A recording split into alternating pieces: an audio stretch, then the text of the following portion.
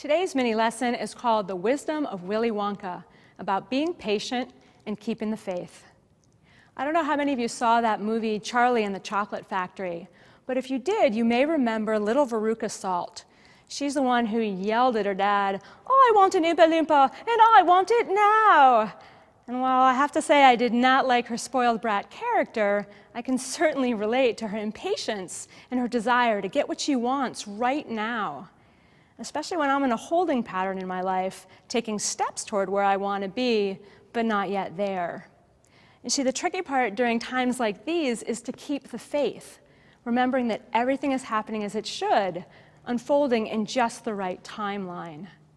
When we try to control the outcome or the speed at which things are happening, I don't know about you, but I start to get anxious, I become very unclear about what's happening in my life, and frankly, I start to become very unhappy. On the flip side, when I just let go and let life happen, I'm suddenly pulled out of my dark, impatient haze, and I'm much more present in the moment, realizing what I'm learning as I go along, and frankly, appreciating what I have right now.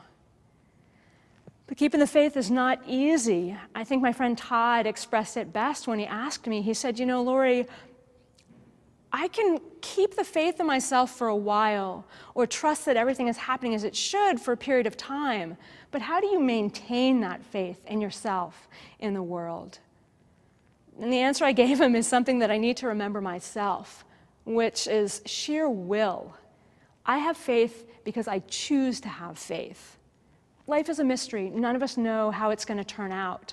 So I personally choose to take a hopeful and not a gloomy outlook.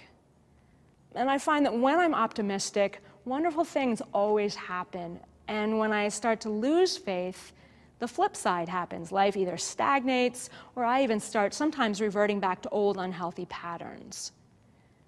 But maintaining patience and faith takes discipline. And so what I do is I find that external reminders and personal rituals can help. I wear a turtle bracelet to help remind me of patience. And by my laptop at home, I have a little rock with the word trust painted on it that helps me to remember that everything is happening as it should.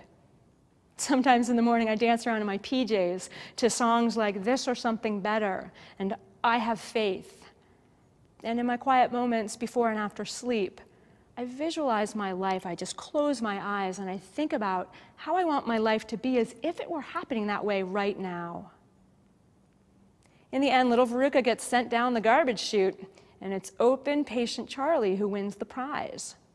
Without demanding anything or grabbing at anything, Charlie makes his way through the chocolate factory with genuinely delighted curiosity. May we all follow his example.